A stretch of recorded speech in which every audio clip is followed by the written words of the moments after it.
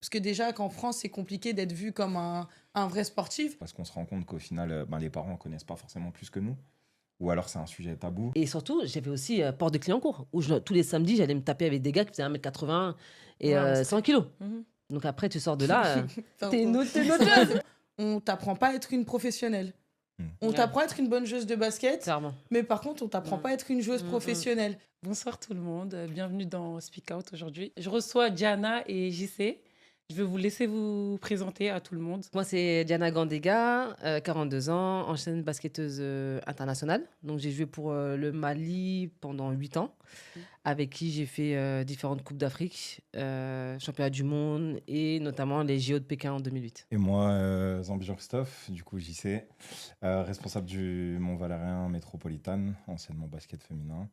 Et voilà, qui développe le club depuis une quinzaine d'années sur le basket féminin. Et toi, Stella, toi, on te connaît déjà, mais tu veux te présenter, s'il te plaît? Bonsoir, je peux dire. Moi, Stella Mavianga, joueuse de Saint-Amand-Hainaut en Ligue 2. Aujourd'hui, on va aborder 3 sujets. La formation des jeunes filles dans le basket. Et le deuxième, ça sera l'impact sur les réseaux sociaux. Et après, le troisième sujet, ça sera la mise en lumière des jeunes basketteuses en France. JC, hormis l'aspect financier, est-ce que tu rencontres d'autres problèmes dans la formation de filles? Parce qu'on sait que les filles, c'est pas facile, hein. Que ça soit sur le changement physique. Donc, la formation, peut-être, elle est un peu différente aussi. Il y a des spécificités, c'est sûr. Maintenant, pour moi, il n'y a pas de différence. Quand j'entraîne les garçons et les filles, je vais être autant exigeant, je vais être aussi dur. À partir, je pense que du moment où on explique les choses, que c'est cohérent, peu importe. Après, oui, il faut faire les caractéristiques physiques. Il y a des choses qui arrivent, il y a le cycle menstruel, il y a tout ça, mais je pense que c'est surtout une méconnaissance. Moi, quand j'ai commencé à entraîner les filles, c'est vrai qu'il y avait plein de choses que je ne connaissais pas. Donc, forcément, tu t'entraînes, tu demandes à une fille de s'entraîner, puis un jour, elle te dit j'ai mal au ventre. Tu dis, c'est pas grave, tu serres les dents. Tu t'entraînes quand même. Tu t'entraînes et voilà. Ouais. Et on ne le connaît pas. Et en se renseignant, et forcément, ça m'a poussé à me renseigner. Et tu vois que le cycle menstruel a un impact sur la fatigue, sur les blessures, sur l'alimentation. Donc voilà, des choses qu'il faut apprendre. Mais il y a de la méconnaissance dans les staffs. Parce que déjà, il y a beaucoup de garçons et il y a encore trop peu de filles qui sont coachs. Il y a de la méconnaissance dans les familles. Parce qu'on se rend compte qu'au final, les parents ne connaissent pas forcément plus que nous. Ou alors, c'est un sujet tabou. Ouais. Donc voilà, les filles n'en parlent pas. Elles connaissent très peu de choses. Elles ont peur de demander.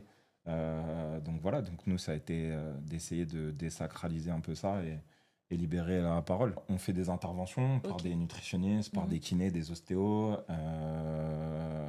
qui amènent des notions autour de tout ça. On a essayé aussi sur nos réseaux d'amener des posts par rapport à ça. D'intervenir pour que les filles soient sensibilisées là-dessus et puis qu'il y ait des petits changements au fur et à mesure.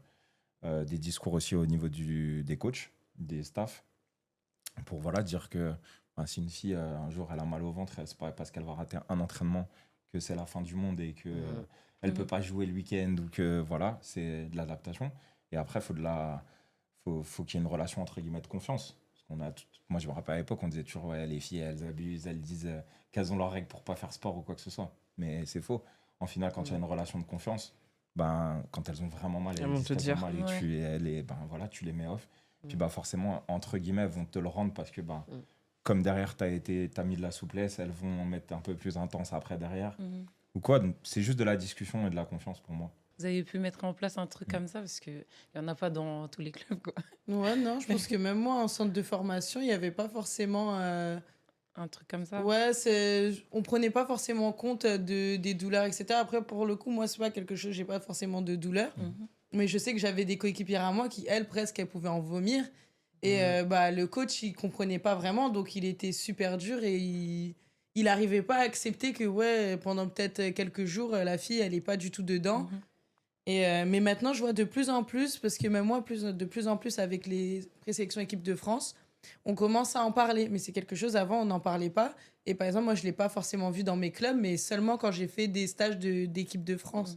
Donc, c'est vraiment des sujets qui sont tabous, mais qui commencent à se développer. Ouais. C'est vrai que même par rapport à ça, quand on parle de confiance en soi, ça passe aussi par la tenue. Quand je dis la tenue, C'est que quand j'avais soulevé ça, je sais plus, j'étais à une réunion à la Fédé, on parlait du basket 3-3. Et j'avais fait une Super League, les finales de Super League. Et on nous avait donné des maillots réversibles blancs. Ouais. Et j'ai dit, mais en fait, à un moment, vous allez arrêter de faire des maillots, des shorts blancs, pensez un peu aux filles. Et ils n'ont pas compris tout de suite. J'ai dit, mais comment ça? J'ai dit, mais en fait, quand tu es dans un club, le mental joue sur ta performance. C'est-à-dire que quand tu es dans une période où tu as tes règles et que la chose que tu as dans ta tête, c'est pas spécialement le match, c'est on est en blanc à domicile, est-ce que je vais pas être taché? Je t'assure que tes performances, elles peuvent jouer dessus. Mais c'est vrai que cette sensibilité-là, s'il n'y a pas d'échange, comme tu l'as très bien dit, il n'y a pas de communication et de prise de conscience au niveau de la direction, que ce soit à la Fédé, à la Ligue ou même au niveau des clubs, en fait, on s'en fout. On dit, hey, les tenues, c'est blanc, c'est comme ça, c'est blanc, jaune ou autre, et c'est comme ça. Mais quand tu as un club 100% féminin encore plus, il faut se poser parfois certaines questions pour que les filles, quand elles soient sur le terrain, elles soient pleinement sur le terrain et qu'elles n'aient pas à penser à ces petits détails-là, quoi. C'est clair. Voilà. Ou pareil, encore dans des trousses à pharmacie. Ouais, Pensez à mettre des tampons ou des serviettes, ça coûte rien. Vous Ouais, glissez au cas ça, où, ouais. vous dites ça à la capitaine et voilà, elle fait passer le message. Mais c'est des petites attentions qui font que les filles, encore comme tu as dit, vont se donner peut-être à 100%, voire à 200% pour leur coach, pour leur club, parce que je me sens bien dans cette équipe-là. C'est quoi? C'est vrai que ça, j'avais jamais pensé, mais c'est vrai que, par exemple, moi, dans nos trousses à pharmacie, il y a pas de serviette hygiénique en cas d'urgence. C'est-à-dire que s'il y a un problème, c'est la fille qui va être en mode... parce qu'il va souhaiter, est-ce qu'il y en a une qui a et tout, alors que, bon, ok, je peux les avoir, mais je suis pas non plus pharmacienne. Donc, si j'ai pas, je vais pas forcément en prendre. Mais dans aucune trousse de pharmacie, tu retrouves ça, alors que, encore quand tu es jeune, je comprends que c'est différent, mais en pro, tu as un staff médical qui est censé prendre tout ça en compte. Ouais, et puis faut... la précarité menstruelle, ça a comme quand on voit les chiffres, c'est alarmant. Donc, ne serait-ce que de mettre dans la pharmacie, mettre des serviettes, peut-être que ça va servir. Enfin, moi, je me rappelle, quand j'ai commencé à coacher, au départ, tu penses pas. Et puis, tu te dis, les filles, elles sont en train de piailler, elles font que c'est bizarre, tu les engueules. Mais au final, c'est juste...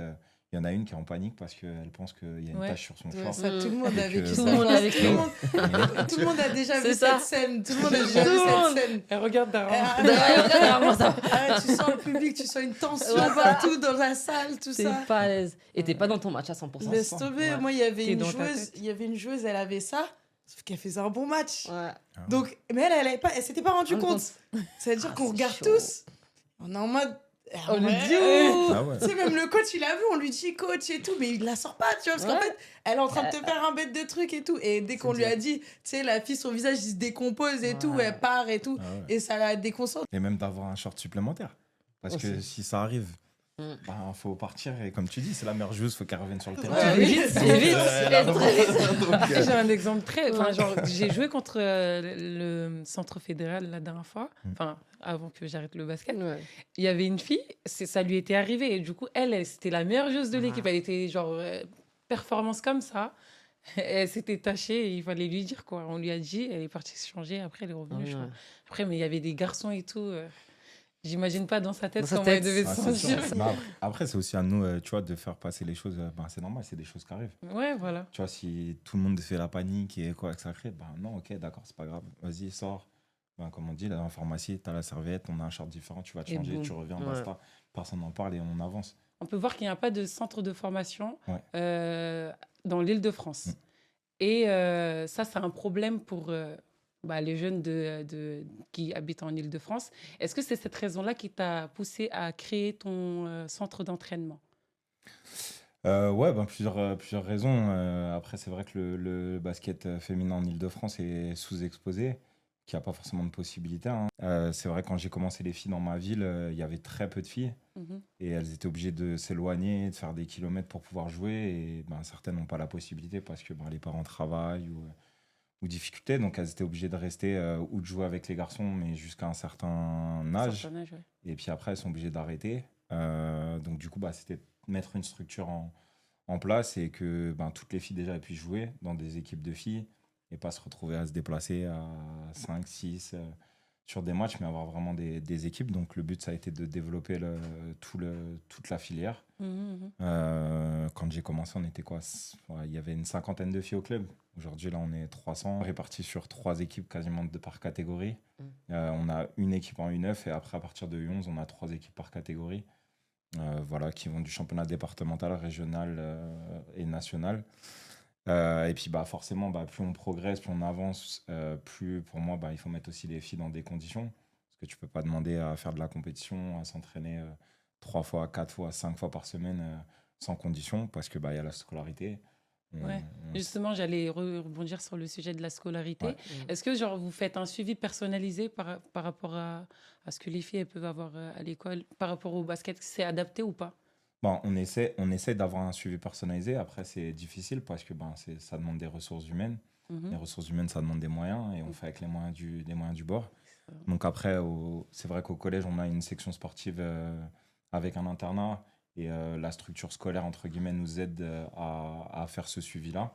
Et on essaie d'être attentif et même en lien avec les parents pour essayer d'ajuster tout ça. Mais du coup, les filles ont des horaires aménagés sur le collège. Sur le lycée, c'est un peu plus compliqué. Donc, on a voulu justement créer un centre de formation, entre guillemets, qui n'est pas centre de formation puisqu'on n'a pas de club professionnel. Donc, c'est un centre, entre guillemets, d'hébergement. On héberge les filles à côté du gymnase et du lycée. Donc, elles vont au lycée à côté, elles peuvent s'entraîner tous les jours et ça leur permet le week-end de rentrer chez leurs parents. Maintenant, il n'y a pas d'avantage au niveau scolaire. Elles n'ont pas d'horaire aménagé. Même si on a vu avec le chef d'établissement pour qu'elles finissent pas plus tard que 17h comme pour gérer, mais elles n'ont pas d'aménagement scolaire puisqu'on n'est pas centre de formation, on n'est pas agréé par la préfecture, donc c'est difficile de mettre des choses en place. D'accord. Et aujourd'hui, quelles sont les difficultés que tu rencontres pour obtenir des subventions du coup, en tant que club 100% féminin, parce que je sais que c'est pas facile déjà, même pour les clubs qui sont pas 100% féminins. Le sport aujourd'hui associatif génère pas forcément assez d'argent pour les moyens qui sont mis en place. Donc ça, il va y avoir une évolution. Après, les subventions municipales diminuent. On voit toutes les mairies essayer de serrer les budgets pour plus ou moins, pour des raisons variées. Mais du coup, limite les budgets. Donc au niveau des sports, du coup, c'est compliqué. Parce que la professionnalisation des entraîneurs, les infrastructures augmentent, il y a plus de licenciés, il faut plus de matériel, tout ça. Donc forcément, tout augmente, mais par contre, les ressources n'augmentent pas forcément. Ouais. Les entreprises sont, on le disait avant, un petit peu en difficulté. Donc, il y a peut-être un peu moins de mécénat que à l'époque. Donc, du coup, tout cet engrenage fait qu'aujourd'hui, il y a des difficultés à financer le sport en général. Et puis après, je trouve que le sport féminin n'est pas forcément soutenu à sa juste valeur. Les entreprises ont du mal à se mettre dessus, parce qu'il y a une exposition peut-être qui est un peu moins forte chez les garçons. Mais comme je le disais avant, aujourd'hui, il va falloir me montrer que le sport masculin est plus rentable. Parce que l'exposition, je ne suis pas sûr que ça rapporte de l'argent. Il n'y a pas forcément de droit TV. En merchandising, je ne suis pas sûr que ça explose non plus. Donc voilà, je ne vois pas pourquoi il n'y aurait pas une équité sur ça. Mais ce qu'on retrouve dans la société de tous les jours, au niveau de l'entreprise, au niveau de la place de la femme dans la société, ça se retrouve malheureusement dans le sport. Ouais. Donc on lutte contre ça. C'est bien de dire on lutte contre ça, c'est un homme qui le dise. Tu vois Vraiment, Tu vois vraiment. Non. ça tu te mets. Voilà. Du soutien, c'est bon, on aime ça. On voit beaucoup d'hommes faire semblant, mais il y a des hommes qui sont vraiment engagés, comme JC, du coup. C'est une histoire de conviction et voilà, tu vois, je pense que ce soit les hommes, les femmes, on a des conditions à avoir. Il n'y a pas à mettre de différence, tout le monde est capable de faire du sport. Donc voilà, il faut mettre les conditions. C'est bien beau de crier pendant les JO et de dire ouais, on va faire plein de choses, mais que ce soit au quotidien. Et est-ce qu'aujourd'hui, vous avez un projet de devenir professionnel? Depuis longtemps, moi, le but, c'était de créer le premier club professionnel féminin en Île-de-France. Pour moi, ça a toujours été une aberration que l'Île-de-France n'ait pas de club professionnel. Apparemment, il y a des années, il y avait 7 ou 8 clubs qui étaient dans le championnat professionnel. Et aujourd'hui, il y en a 0. L'Île-de-France est pourvoyeur de talents. Quand on voit les clubs de Ligue féminine aujourd'hui à l'international, L'équipe de les France. clubs de Ligue en équipe de France, le 3-3, peu importe, les filles, il y en a beaucoup qui sont issues d'Île-de-France. Ouais. Aujourd'hui, il n'y a aucune structure. Le basket, c'est aussi le premier sport collectif féminin français. Et que la capitale aujourd'hui ne soit pas capable de présenter une équipe professionnelle, alors qu'il y en a dans tous les sports. Volley, foot, hand, peu importe tout le sport. Le basket, c'est le premier, mais il n'y en a pas. Il n'y en a pas, il n'y en a pas. Voilà. Et dingue. Donc, coup, ouais, on a du coup cette ambition. Mhm. Après, avec les difficultés, on a dit, financières, structurelles. Donc, on a fait le centre d'entraînement, comme on a dit, centre d'hébergement. Et puis, on s'est associé dernièrement avec les Metropolitans qui ont investi sur le Valois, sur les garçons. Et qui, après des échanges avec le président Luc Dayan, on a eu des valeurs communes sur ça et faire avancer aussi la structure féminine. Mhm. Donc, on s'est associé à eux. Donc, on est Mont-Valérien Métropolitane ES. Ok. Voilà, pour développer. Et puis, on espère très rapidement monter les échelons. Ok. Donc, le centre d'entraînement pourrait devenir centre de formation dans l'avenir. On l'espère. Eh bien, on prie. Faut qu'on arrive en Ligue 2. Tout ce qu'on te souhaite. Aujourd'hui, les U18 France ne bénéficient pas du statut de joueuse De haut niveau. Au niveau. Voilà. Et les centres de formation, si. Alors que les deux, ils évoluent dans le même championnat. Ouais. Est-ce que c'est un problème aujourd'hui que tu rencontres avec les filles, du coup? Bien sûr, parce que aujourd'hui, il y a 48 équipes, si je ne me trompe pas, en championnat de France U18. Mhm. Il y a 12 centres de formation en Ligue féminine. Vous êtes 14 en Ligue 2, c'est ça? Donc, ils sont en centre d'entraînement. Et puis tout le reste, c'est des clubs, entre guillemets, lambda, avec ou pas des aménagements comme nous, en centre d'hébergement, enfin des choses. Les filles évoluent dans le même championnat. Des fois, ça nous arrive même de battre des centres de formation ou des centres d'entraînement. Mais au niveau réglementaire, elles ne sont pas sur le même pied d'égalité puisque les joueuses qui partent ensemble, du coup, sont agréées par le ministère, donc sont listées sur les listes de joueuses de haut niveau. Et du coup, pas nous, puisque on n'a pas d'équipe au niveau professionnel. Sauf que derrière, ça t'empêche des choses au niveau de Parcoursup. On sait le stress que c'est pour les parents et tout ça, pour l'orientation et tout ça. Et ça aide pas, alors que le cursus est le même, l'investissement est le même, le nombre d'entraînements est quasi le même. Les déplacements sont les mêmes. Ouais. Donc voilà, et puis après, on sait aussi que devenir pro, il n'y en a pas beaucoup. Donc la scolarité a quand même une importance. Donc pour moi, les joueuses qui sont dans ce niveau-là, dans ce championnat-là, devraient être listées, en tout cas sur le même pied d'égalité.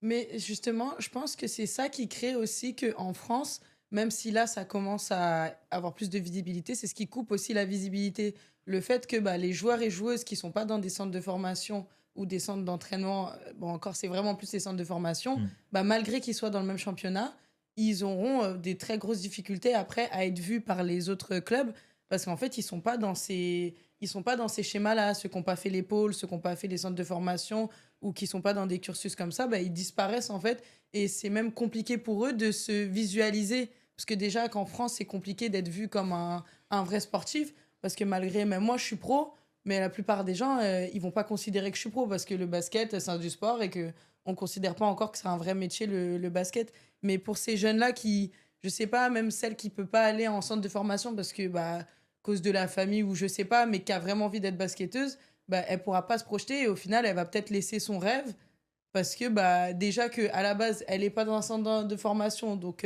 elle se dit que c'est un peu mort, il y aura pas de visibilité parce que personne va faire de vidéos etc sur elle et que en plus même niveau scolaire elles se disent je suis même pas au niveau en fait, elle va lâcher ce rêve là ou même les mecs ils vont lâcher leur rêve et au final c'est du gâchis alors qu'il y a vraiment plein de talents. Donc c'est difficile de cumuler tes études, les entraînements au quotidien. Les clubs ne font pas forcément d'efforts pour ajuster les entraînements. Tu fais un choix, ou c'est le basket, ou c'est tes études, ou c'est ton travail. Sauf qu'à un moment donné, faut se loger, faut se nourrir, faut préparer l'avenir. Quand je vois certaines propositions qu'on fait à des joueuses quand elles sortent même de centres de formation, même de l'INSEP, même tu te dis mais c'est pas possible. Tu peux pas mettre les gens dans ces conditions, même s'ils font du sport. Pour moi, c'est tout un écosystème au niveau financier et scolaire qu'il faut être capable de coordonner. Et aujourd'hui, c'est pas fait. Et c'est bien dommage. Et on le disait avant, le problème, c'est que là, avec la question de droit d'image aux États-Unis, tout le monde va partir.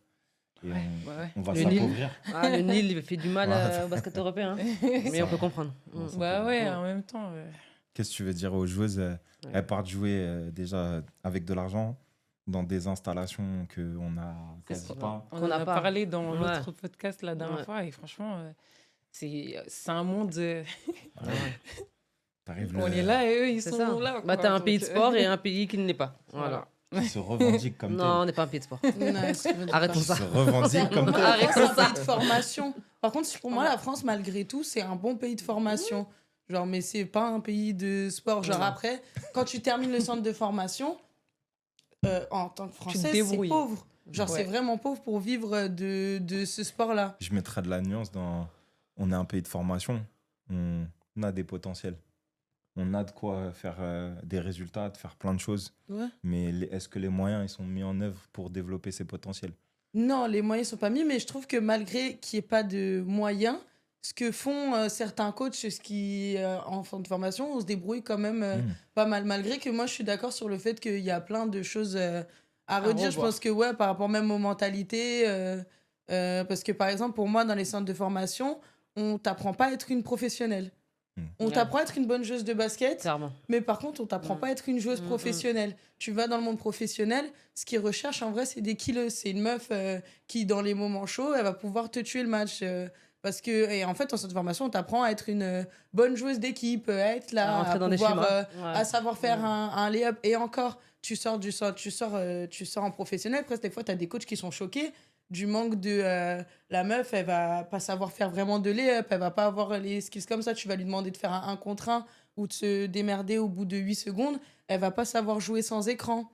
Et au bout d'un moment, bah, au professionnel, ça bloque parce que c'est bien beau équipe, mais c'est un sport aussi, c'est collectif mais individuel. Ce qui ressort, c'est bah, aujourd'hui, de plus en plus, avec les highlights, tout ça, c'est tu dois faire de bonnes stats, tu dois pouvoir faire des choses pour te démarquer. Et dans le centre de formation, on t'apprend pas à te démarquer. Donc pour moi, ça, c'est un problème. Ouais, c'est super important ce que tu dis. Et ça, c'est pour ça aussi le relais, tout ce qui est fait sur les réseaux sociaux, que les filles prennent un peu plus la parole. Ouais. C'est essentiel que même les jeunes filles, elles l'entendent. Bah, faut que vous soyez des joueuses d'impact, faut que vous soyez agressifs, voilà, parce qu'au niveau professionnel, il doit y avoir un C'est une rendu autre et que c'est réalité. pas seulement jouer et passer la balle et qu'il y a un collectif. Ça C'est fait ça. partie du jeu, mais Ouais. il doit y avoir un résultat derrière, quoi. Non, mais ouais, parce que moi, une fois, il y avait un coach, je sais même plus qui c'est, mais je sais que la phrase, elle m'avait choquée. On faisait un entraînement et tout, et il dit ouais, c'est ça la différence chez les mecs. Vous savez pas faire de 1 contre 1. Et en fait, quand il a dit ça, je me suis dit, mais bon, moi mon style de jeu, c'est de faire Ouais, des 1 ouais, contre 1. ouais. Donc je me sentais pas non plus forcément Ouais. concernée. Mais quand il l'a dit, tu sais, j'ai pris le truc et je me suis dit, mais c'est vrai. Mm. Mais en fait, il parle, mais on t'apprend pas à faire des 1 contre 1. Mm. C'est faux. Par exemple, les filles qui savent faire des 1 contre 1, c'est des filles, avant même d'arriver au centre de formation, c'était leur style de jeu de faire des 1 contre 1, Ils sont pas d'aimer devenus après. oui, d'aimer Ouais. faire ça et tout. Ouais. Mais au centre de formation, on va pas forcément t'apprendre à pouvoir, là, Jouer. sur un 1 contre 1, vraiment battre la fille, à pouvoir mettre une vraie accélération, à savoir gérer ce changement de vitesse et tout. On va t'apprendre à, bah, si t'es bloqué, s'il y a 2 joueurs, fais la passe, trouve un autre Écran. truc. Mais en match, c'est pas la vraie vérité, parce qu'en match, quand, je sais pas, une défense, elle va faire que de glisser, de t'attendre, et qu'au bout d'un moment, tu sais rien faire avec la balle, et bah, au bout d'un moment, tu sers plus à rien, en fait. Tu sers à rien, à part peut-être si t'es assez physique, pouvoir servir en défense.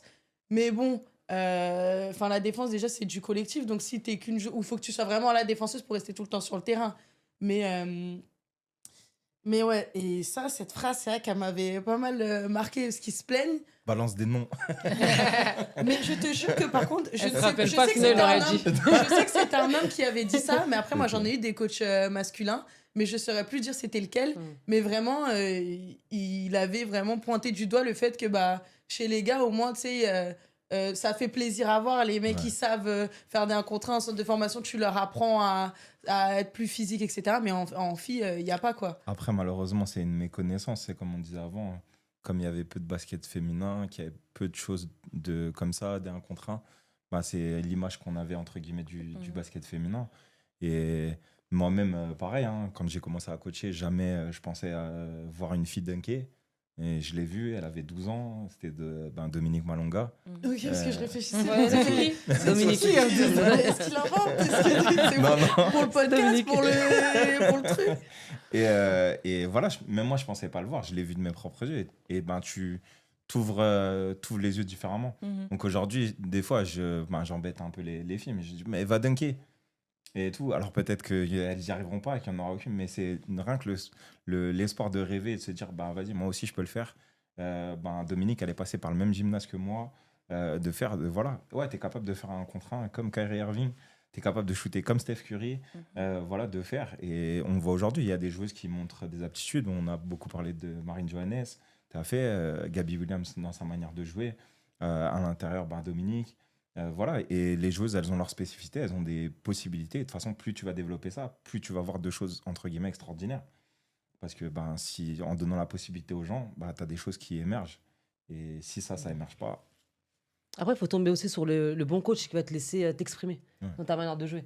Parce que quand Marine Johannes est arrivée à Mondeville, une petite jeune qui faisait le banc des pros, moi je me souviens parce que Touti était pro à l'époque. Et Marine était cadette de France. Elle me dit, il y a une petite, elle vient s'entraîner avec nous, mais elle nous fait du sale. Et à Mondeville, c'est un club qui est assez reconnu pour laisser la chance aux jeunes et d'intégrer vraiment le roster pro pour après éclore. Mais il suffit que tu tombes sur un coach qui dit, en fait, et moi je l'ai vécu à l'époque, arrête tes grillés, parce que tu es une joueuse, que tu joues tour un contre un, tu fais des passes dans le dos, entre les jambes, et on t'empêche, en fait. On t'empêche. Tu peux pas évoluer comme ça. Maintenant, Marine, imagine qu'elle tombe sur un autre coach ou un autre club. Elle serait peut-être pas elle n'aurait pas pu avoir peut-être la même carrière ou le même impact. Pas eu même impact autant de aussi. liberté Et autant de liberté. Voilà. Et devenir la joueuse qu'elle est aujourd'hui. Heureusement, ça a évolué et qu'on a des joueuses de 1 contre 1 aujourd'hui, c'est un peu naturel en fait. C'est vrai que quand tu vois Stella qui va jouer en street ou dans les tournois autres, à l'époque, on était une poignée. Aujourd'hui, il y en a plus. Il y en a beaucoup plus, mais peut-être pas aussi talentueuses, tu vois. Mais ça fait plaisir de voir des joueuses qui aujourd'hui s'expriment de cette manière avec tant de liberté et qu'on ne les freine pas. Parce que je pense pas que dans tes clubs, on t'ait dit arrête de faire ça, arrête, joue. Aussi. Arrête. Oh là là.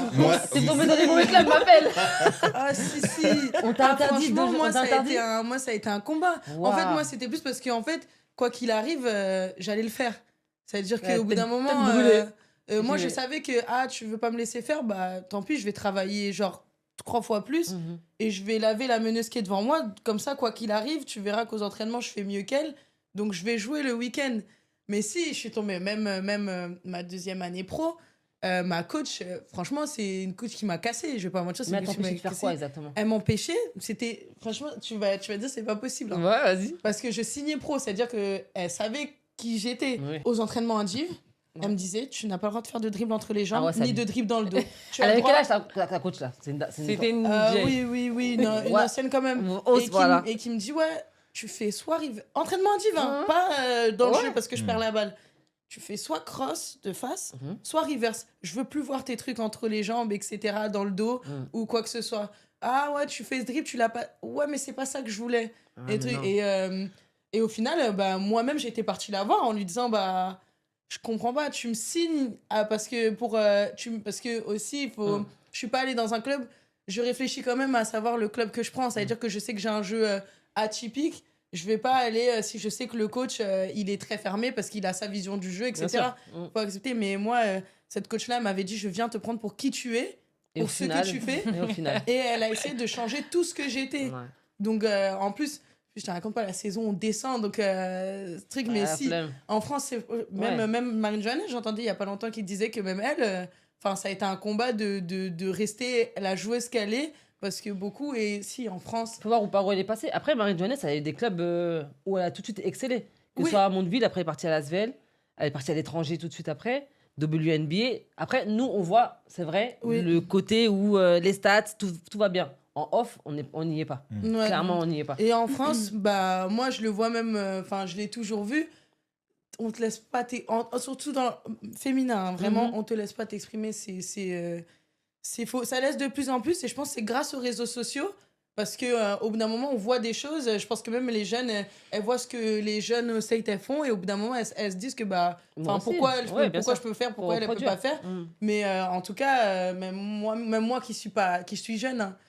Avant, c'était très bridé. Moi, comme ça, on me disait, tu vas retourner dehors, aller faire ton street. C'est exactement, c'est exactement ce que je disais. Moi, c'était mon époque. Et en street, on était une petite poignée. Mais moi, j'ai eu la chance de tomber sur un coach à Aubervilliers qui m'a dit, au contraire, comme ta coach t'a dit, mais qui n'a pas tenu parole, moi, il m'a dit, on t'a pris comme ça, mais vas-y, en fait, parce qu'on te connaît comme ça, c'est le petit plus que tu as, que d'autres filles dans l'équipe n'ont pas. Je suis restée 4 ans à Aubert parce que je me sentais tellement bien là-bas que je voulais pas. On a fait N2, N3, N3, N2. J'ai dit, à un moment, Diana, il va falloir partir.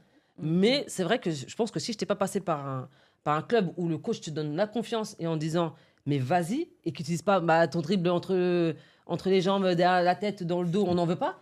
Bah, en fait, gars, tu m'as trouvé comme ça. Ouais. Parce que moi, j'ai été formée dans la rue, je te l'amène au club, mais c'est pas indissociable. Au contraire, c'est complémentaire. Et les coachs qui arrivent à comprendre ça, mais tu peux devenir vraiment une joueuse ou un joueur exceptionnel. Ouais. Mais il faut tomber sur les coachs Ouais, qui voilà, testent exprimer. parce qu'en France, Et le là, jeu street c'est- féminin, ils l'acceptent c'est chaud. souvent quand c'est des Américaines. Ouais. La Ah, Française ouais. qui vient, qui te ramène son jeu un peu street rue, ils aiment pas. Alors, Diana, je sais que tu as une association. Ouais. Qu'est-ce qui a été l'élément déclencheur pour toi de créer ton association, justement? Alors, l'association, elle s'appelle Dynastie Gandega. Donc, on a gardé le patronyme des parents, Gandega, avec ma petite sœur. Donc, on l'a créé avec Tuti. Et Dynastie, c'était pour la continuité dans le temps. C'est-à-dire qu'on veut vraiment que l'association existe après nous. Et l'objectif, c'est de pouvoir récupérer des tenues, alors, pas usées, mais vraiment en bon état, qu'on amène au pays. Pareil, des fournitures scolaires. Et ce qu'on veut faire également, c'est suivre une vingtaine de joueuses, mais sur la durée. C'est pas juste on vient, on donne, on repart. C'est un suivi. Ok. Maintenant, moi, Mais je suis... ça consiste à À quoi En fait, on est en collaboration avec une asso qui est déjà sur place. Mhm. Et l'association sur place, toute l'année, fait du basket. Donc, D'accord. elles sont hors championnat, mais ils récupèrent des filles de quartier, justement, qui ne peuvent pas payer la licence ou qui n'ont pas le temps ou autre, mais qui pratiquent. Et nous, on envoie des tenues pour qu'elles puissent être habillées pendant des compétitions officieuses. Donc, elles ne sont pas en championnat. Mais on veut aussi un suivi scolaire. Donc, on essaie de mettre ça en place. Après, le Mali fait qu'en ce moment... c'est pas évident parce que y a le coup d'État et le côté politique qui fait que pour rentrer dans le pays et pouvoir faire, c'est un peu compliqué. Ouais, c'est ça. Mais voilà, on fait à notre échelle à partir de Paris. Ok. Voilà. Et en tant que joueuse, ancienne joueuse, Ouais. professionnelle, Ouais. est-ce que à ton époque, tu penses avoir eu toutes les ressources pour pouvoir exceller dans ton basket? Pff, ta question, elle est dure, hein La question, elle est visée. Elle est- Non, parce que On n'avait rien. Là, c'est le moment de dire pourquoi. Tu vas Ouais. pas t'en sortir. après, je parle de toi parce que Oui. je parle avec toi, mais Oui, genre, oui. il y a des filles Non. de ton, enfin, genre, les joueuses avec qui tu étais aussi sont concernées, je crois. Oui. Donc, tu peux parler au nom de toutes Moi, les alors, filles. Moi, je parlais plus au côté équipe nationale, même si c'est vrai qu'en France, moi, j'ai une carrière assez hors filière fédérale. Ça veut dire que la filière de l'excellence, on te dit, tu rentres en centre de formation, tu rentres au pôle, à l'INSEP, après tu deviens une joueuse plus. En fait, moi, j'ai rien fait de tout ça. J'étais vraiment invisible. Mhm. Et moi, je pense que c'est ce qui a manqué. C'est que moi, j'ai grandi à Paris, né à Paris. Tous mes premiers clubs, c'était à Paris. Mais je pouvais mettre des cartons en département, en région ou autre, mais personne ne venait nous voir. Mhm. Donc moi, je pense qu'il a manqué aussi, c'était cette détection qui est aujourd'hui un peu plus poussée.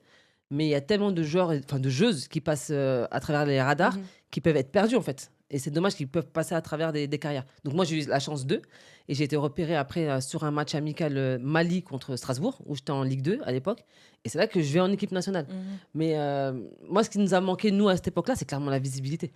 Parce que je pense que vraiment, on aurait pu faire des carrières plus si on était plus vus, clairement. Ok, Mais, ok. comme on dit, machallah, Mais- moi j'ai eu la chance. Et puis après, j'ai pu faire ma carrière avec l'équipe nationale pendant 8 ans. Ok. Mm. Et même au niveau de la formation, genre vous avez eu il y avait une bonne structure pour pouvoir vous entraîner correctement, Alors, avoir tout ce que vous voulez. C'est vrai que non. Mais moi, à Aubervilliers, pendant 4 ans, moi je dis, ça a été mon centre de formation. Et Port de Clignancourt, ça a été mon centre de formation. Clairement, ça a été la rue. Et le mix des deux a fait que j'ai certainement pu développer des compétences que des joueuses qui étaient peut-être juste en club, avec des bonnes structures, n'avaient pas. Clairement. Voilà. Après, aujourd'hui, il y a plus de facilité parce qu'on peut se former soi-même. On parle des réseaux sociaux, on a des coachs perso, on a des coachs mentaux. Mhm. On n'avait pas ça du tout à l'époque. On devait vraiment se débrouiller toute seule. Vraiment toute seule. Ouais. Mais voilà, je vais répéter encore, mais il suffit de tomber parfois sur le bon coach et la bonne structure pour que tout ça, tout le moins que tu as, tu peux les avoir en plus ailleurs. C'est ça que je trouve ça super dommage en France, c'est que ce que je suis en train de dire, c'est que là, la visibilité elle commence à augmenter, mais tu vois, par exemple, des joueuses comme toi, etc. Ce qui manque, c'est vraiment la visibilité, mais tu vois, une joueuse comme toi, à l'heure actuelle, elle aurait dû avoir un storytelling créé autour, tu vois, quelque Ouais. chose qui fait que on reconnaisse les sportifs, là je parle même des hommes et des femmes, mais les sportifs de haut niveau, genre tu vois toi une histoire comme toi, en vrai elle est pas assez reconnue alors que ça pourrait faire par exemple, je sais pas, même sur les réseaux sociaux, une histoire forte, tu vois, quelque chose de fort et que maintenant sur les réseaux sociaux, tu serais une personnalité vraiment, Ouais, je comprends. c'est vraiment plus. Mm. Et je trouve que c'est ça qui est dommage en France. Et même par exemple, même là, les jeunes qui sont en train de péter, bah, par exemple, même moi, je trouve que ce qui crée autour de nous, si c'est pas fait personnellement, bah, Ouais. au final, on va disparaître alors qu'à la base, c'est quand même une fierté. Mm. Mais en France, on dirait pas trop, à part si t'es en équipe de France, Oui, bah, être sportif de haut niveau, tu sais pas si c'est vraiment une fierté ou pas. c'est vrai. Et on te reconnaît. Je suis Toi. totalement Pas. d'accord. Je suis totalement d'accord. Mm. Parce que je peux être une joueuse parisienne, française, qui a fait les JO, qui a fait championnat du monde, qui est 3 fois médaillée, qui est médaille d'or, etc. Mais je suis malienne, en fait. Ouais. Clairement, Mhm. je suis une malienne. Donc, j'ai mes pères qui me reconnaissent, ça, je suis d'accord avec toi. Quand je vais à Clignancourt, il n'y a pas de problème. Quand je vais à Bamako, il n'y a pas de problème. Hein. Avec Touti, on est connu là-bas en tant que sportive. Mais ici, c'est parce que des médias comme le tien, I Can Play donne la parole, ou d'autres personnes qui ont des médias, qui ont des podcasts, ou qui m'invitent dans des émissions, qui disent nous, on sait ce que tu as accompli, parce que tu as un CV long comme ça. Mais c'est vrai que comme il n'y a pas la visibilité qui va autour, je peux être un personnage qui, dans 4-5 ans, si je m'arrête, personne ne saura peut-être Oui. ce que j'ai pu Mhm. accomplir. Après, c'est pas grave, c'est pas un souci. C'est Moi, un je, souci. moi, je, C'est ce que je trouve. Moi, C'est- c'est ce que oui, je trouve c'est- dommage parce qu'aux États-Unis. moi, je le partage oui, moi, je le partage à ma hauteur. C'est-à-dire que Ouais. avec mon travail, là, je suis général manager d'un comité de basket dans le 95 et j'ai créé une action qui s'appelle À la rencontre des futures grandes. Ah bah voilà, j'allais parler de ça. Bah, Voilà. Du coup, tu peux continuer. Eh Bon, ben donc, à la voilà, voilà. on arrive à la transition. On a la transition, C'est bon. vraiment. Non, t'es fort. Voilà, pas mal. Et donc, à la rencontre des futures grandes, c'est une action qui est tirée de ce que faisait la fédération, qui s'appelait Marraine de cœur. C'est tout simple. Je réunis des filles anciennes joueuses de haut niveau. On va dans des clubs dans le 95 et on échange avec les jeunes filles. Donc, c'est assez formel. Donc, on est 4 assises. Les jeunes filles, elles sont entre une vingtaine et une trentaine. Et là, elles ont des questions sur le sport de haut niveau, l'hygiène de vie, les valeurs du sport. Comment devenir je sais pas moi, une femme accomplie avec les études. Si je veux partir aux États-Unis, c'est quoi le cursus universitaire? Et on répond à tout ça. Donc il y a les parents qui sont invités, les garçons aussi, parce qu'au début c'était que pour les filles, mais les garçons ont commencé à arriver. Mais c'est comme ça que j'arrive à transmettre et mon histoire et aussi ce qui est le basket féminin, parce que il y a beaucoup de jeux. Moi, je suis arrivée au basket, au basket parce que j'ai les copines. Comme je pense 90% des filles qui font du basket, la copine, vas-y, on y va, on s'inscrit. Après, il y en a qui en arrêtent et d'autres qui performent. Ouais. Et ces filles-là, quand je leur parle de, par exemple, la filière de l'excellence fédérale, et que je leur dis que donc il y a les sélections, les pôles, etc., mais elles savent même pas. C'est-à-dire que quand il y a les championnats du monde ou les JO, elles voient Marine Joannès à la télé, mais elles se disent pas comment elle est arrivée jusque-là. Donc nous, quand on se déplace dans les clubs, on leur dit, écoute, Marine a été comme toi, elle a peut-être commencé en département dans son club à Caen ou à Mondeville, mais après, il y a ça qui existe. Il y a ça, il y a ça, il y a ça. Tu vois. Et là, c'est essayer d'inspirer les jeunes filles et leur montrer le chemin pour aller au haut niveau. Mais surtout, j'essaie toujours d'avoir un panel de joueurs. Maintenant, il y a aussi des garçons qui viennent, des pros garçons qui viennent accompagner, avec des cursus totalement différents. Donc, par exemple, la semaine dernière, je suis partie avec Clarisse Mpaka, internationale angolaise, qui, elle, a été un produit pur de la filière de l'excellence. Les sélections départementales, pour l'espoir, centre de formation à Ouais, Bourges, elle a fait. tout. Voilà. Et donc là, j'ai un roll-up que je monte et je montre. Et après, quand je dis moi, mon histoire, ce que je fais, c'est que je retourne le roll-up. Ouais. Et la page est blanche. Et j'ai en fait, voilà, moi, j'ai pas été en sélection, j'ai pas été un parce que personne ne me connaissait. Je mettais des cartons au PSG à l'époque féminin, mais personne ne savait que j'existais. Pardon. Et c'est quand je suis arrivée à Aubervilliers, et j'arrête pas de répéter à chaque fois que je parle de José Rosa, le coach d'Aubert, qui Oscar présent coach. Qui ne connaît pas Qui ne connaît pas José? Mais ça a été mon tremplin, mais en tout. En tout. Sportivement, mentalement, parce qu'il te pousse dans tes retranchements, c'est un délire. Mais quand j'ai signé mon premier contrat pro à Chalon-sur-Saône, mais je savais faire des trucs, je me suis dit, mais c'est ça être pro? C'est facile, presque. Tu vois, ça raconter. Je me dis, mais pourquoi? Ouais. Parce que tu as eu un coach qui t'a poussé mais, à en vomir des entraînements. Je me souviens des entraînements du mercredi, tu as envie de vomir. Et surtout, j'avais aussi Port de Clignancourt, où tous les samedis, j'allais me taper avec des gars qui faisaient 1m80 et Ouais, 100 kilos. Mhm. Donc après, tu sors de là, Enfin, t'es une autre ça chose. me fait penser- T'es une autre chose.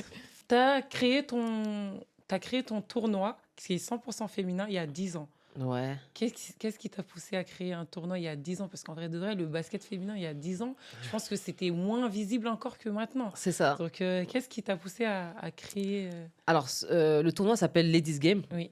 95. Donc, ça existait déjà sous forme de salle ouverte chez les filles dans le 92. Mais c'était vraiment ponctuel. Donc, quand j'ai récupéré le concept, j'en ai parlé au responsable. J'ai dit, est-ce que je peux le reprendre, mais je vais le faire à ma sauce, vraiment totalement différent. Il m'a dit, vas-y. Donc, j'ai gardé le nom, j'ai rajouté 95 Donc là, t'as volé un truc. à On 92. va s'expliquer. Non, 94. Charenton, c'est 94. ça Désolé, va, c'est même pas chez toi. Ça va, alors je C'est laisse. 94, c'était Charenton. Et le truc, c'est que je me suis dit, moi, j'ai envie de mettre en place un événement qui me ressemble. C'est que quand je vais dans cet événement-là, bah, que je passe un bon moment, que je sois entre filles, qu'on me laisse jouer. Parce que quand tu vas dans des salles de gars, bah, en fait, tu viens jouer, mais là, l'attente qu'il y a, donc flemme. Donc, je me suis dit, je vais me faire un lieu où les filles vont se sentir bien et vont venir sans prise de tête et entre copines. Et c'est ce qui s'est passé avec le Ladies Game, qui existe encore aujourd'hui et qui a grave évolué. C'était un simple tournoi départemental. Et aujourd'hui, c'est un tournoi de préparation nationale pour les équipes de Prénat et N3. Les équipes viennent de la France entière. Donc, voilà. Banana Cut, je ne sais pas si vous avez vu. Ouais. Récemment, ils ont sorti une vidéo là ça fait 2-3 jours. Ouais. Ils ont créé un nouveau trophée qui va récompenser la meilleure jeune Ouais. U15 de France. France. Déjà, je vais vous expliquer ça consiste à quoi le trophée. Ils vont suivre l'évolution pendant toute la saison de toutes les équipes de France en U15. Ok. Et il y aura un jury d'experts qui va voter pour la meilleure joueuse de France. Moi, ce que je voulais savoir, c'est est-ce que cette initiative-là, vous pensez que c'est quelque chose qui permet de mettre la lumière sur les jeunes? Parce que malheureusement, les jeunes ne sont pas assez mis en avant. C'est top. Donc derrière, rien que l'événement, ça fait déjà 1 an ou 2 ans qu'on fait même avec le club. Donc c'est un événement, voilà, ça fait rêver les filles, rêver les gars. Ils ont envie d'y participer. Donc là, qu'il y a un trophée encore derrière, ça rajoute derrière, mais vous allez poser des problèmes au club. Parce que derrière, les U15 qui sont surclassés en U18, comment ils font? Ah, ils sont pas visibles. Ils vont vouloir redescendre. Qui redescendent, Vous allez poser des problèmes au club. Ah, clairement, là, il va falloir suivre les U15 et les 18. Moi, personnellement, je trouve ça trop bien. Hein. Parce que déjà, Banana Cut, déjà, ça ramène de toute la France. Donc, c'est pas comme si, tu sais, tu dis meilleur joueur, mais il n'y a pas tout le monde. Là, il y a vraiment tout le monde. Et ça met de la compétition et ça donne envie.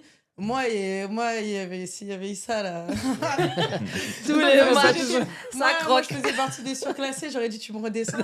Voilà, on Tu est me d'accord. Ah ouais, tu me redescends. Il y a un week-end et tout. Et en plus, ça montre que ce qu'on disait par rapport à la visibilité, bah, le tournoi, pour montrer la meilleure, on va forcément montrer aussi les autres, la compétition qu'il y aura autour. Et ça met aussi de la lumière. Ouais. Et il y aura peut-être, et ça se trouve, la meilleure joueuse, ce sera même pas une fille qui est, par exemple, à l'Asvel ou des trucs comme ça. Ce sera peut-être une fille qui est dans un club que pratiquement personne connaît. Qu'on connaît même pas. Ouais, qu'on connaît même pas. Et peut-être que même ce trophée-là, il lui permettra après d'être vu et qu'il y ait des highlights qui commencent et qu'après, cette fille, elle soit vraiment mise à la lumière. Donc moi, je trouve que l'idée, elle est juste trop bien. Ouais, et ça fait penser au tournoi des States, tu sais, où ils font des tournois peut-être McDonald's, des trucs comme ça et tout. Et en fait, bah, t'as des meilleures joueuses qui ressortent et qui, après, elles sont vues sur les réseaux. Les réseaux sociaux, aujourd'hui, ont une place, on va dire, centrale dans tout ce qu'on fait de nos jours. Est-ce qu'aujourd'hui, ça a un impact réel sur le basket féminin d'être présent sur les réseaux sociaux?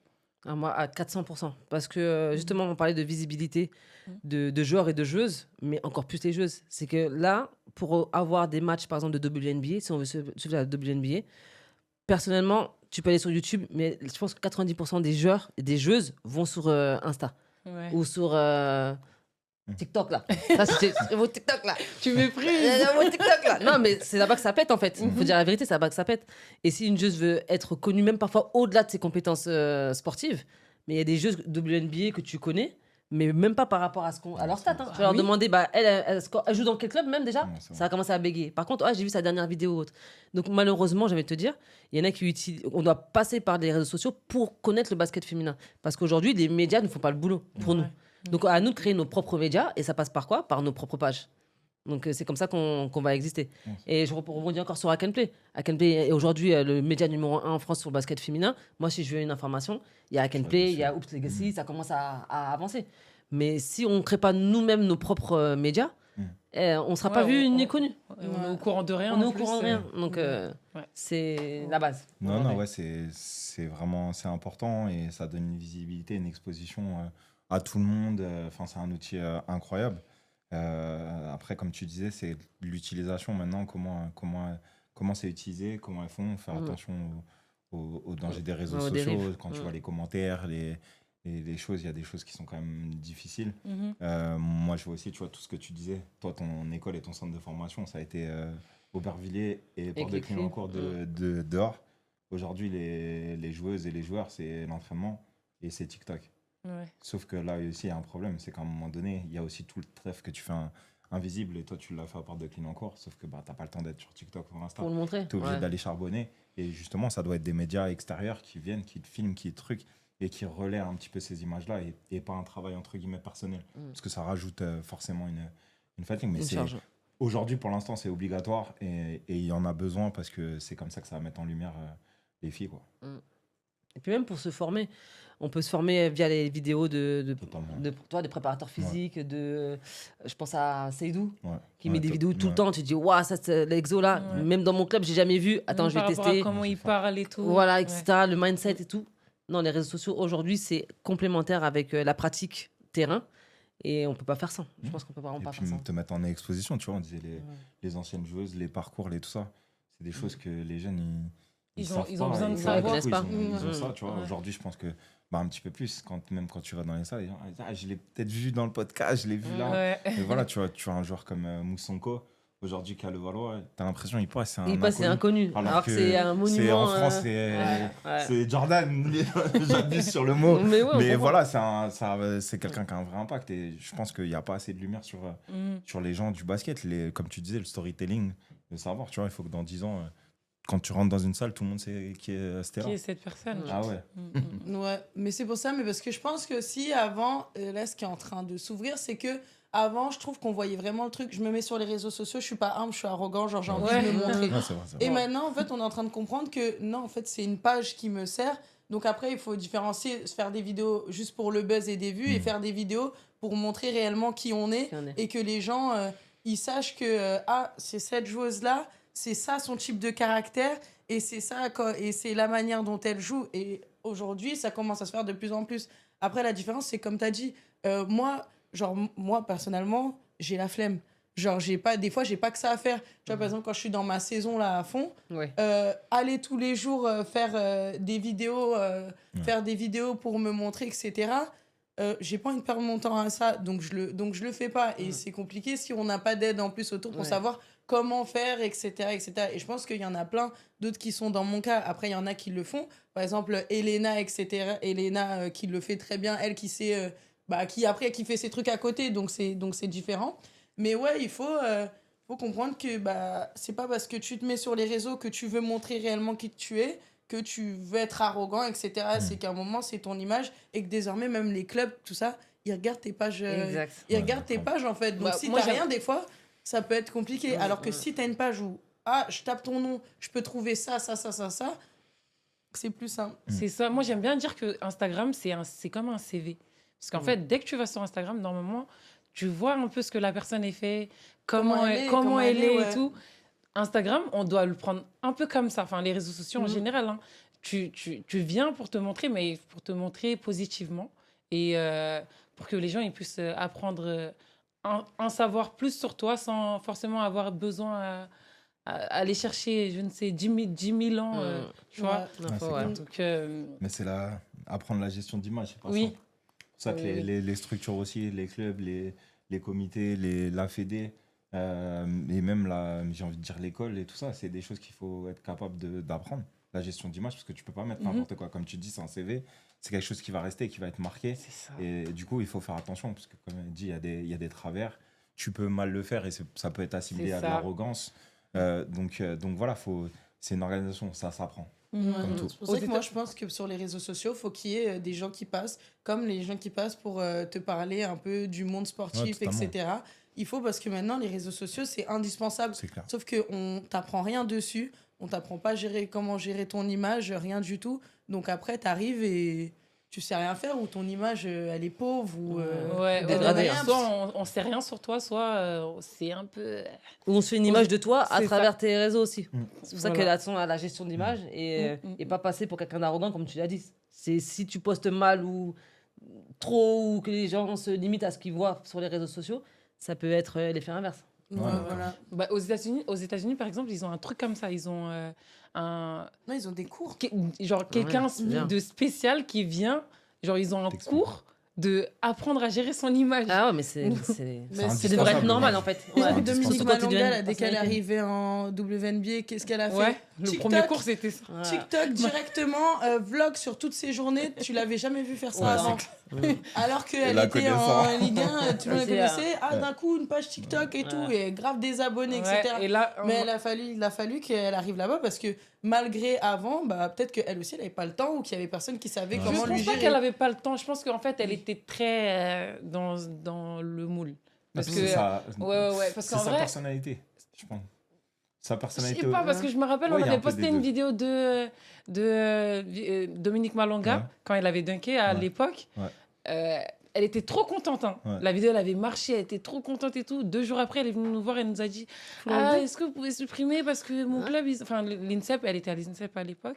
Ils nous ont dit ils m'ont Ouais. dit de supprimer parce qu'en fait, ils veulent un peu me. Tu vois, Ouais, ils veulent. Non, ça c'est Tu clair. vois ou pas Ouais, c'est clair. Je pense Il y a un travail, que comme je s'il y dis, a des clubs, un peu des de comités. liberté, bah, les joueuses, enfin les filles, elles vont se montrer un peu plus, tu vois. Bah, Par exemple, là, elle est partie aux États-Unis. La première chose qu'elle a fait, Ouais, c'est créer un c'est TikTok, ça. Et je te aujourd'hui, jure. là, elle a un Instagram à plus de Après, 50 000 après- abonnés, un TikTok, je ne sais pas combien d'abonnés. Après, tu vas me Ouais. fâcher parce que même quand je parle, enfin, je dis d'elle, tu vois, elle est partie. Quand tu regardes son année statistiquement avant qu'elle parte, tout ça, ce qu'elle a eu, elle est quand même deuxième de draft WNBA, meilleur 5 majeur. Enfin, bref, voilà, je vais faire vite. Tu vois son exposition et elle n'a pas eu le rendu par rapport à ce qu'elle a fait sur sa saison. Exactement. Surtout, tu regardes la visibilité qu'elle a eue, elle est quasi nulle. Ouais. Et je trouve que c'est pas normal. Et quand derrière, on veut dire qu'on veut mettre en avant nos sportifs et tout ça, c'est ça, pour le coup, c'est un devoir, mais au-dessus de nous, de ces agents, de la Fédé, de trucs, c'est obligé de les mettre en avant. Tu peux pas avoir des sportifs qui ont un tel niveau et restreindre parce que forcément, en bas, ça va se ressentir. Si Exactement. au plus haut niveau, des gens, on met nos sportifs en avant, voilà, c'est une fierté, tout ça, bah, en dessous, forcément, ça va être fait. Ouais, ça va Et suivre. on doit avoir un état d'esprit positif par rapport à nos sportifs. Et souvent, quand j'entends les sportifs, même surtout en fin de carrière, on va critiquer ou quoi le match. Non, mais ça, c'est des discussions. Mais au final, qu'est-ce qu'ils ont fait aujourd'hui dans le sport? Et ils impactent. Et on va aller les regarder à la télé, on va aller voir leurs matchs par rapport à ça. Et c'est ça qu'il faut mettre en avant. C'est important. Je suis d'accord, ça sera la phrase de la fin. Ouais, franchement, ouais, conclusion. Bonne Merci. conclusion. T'as bien fait de Merci. venir. Merci. Du coup, merci beaucoup Merci, Poupie. Merci à vous. de m'avoir accordé ce temps-là. Et on se dit à la prochaine. Ça marche. Ça marche. Avec plaisir. Merci.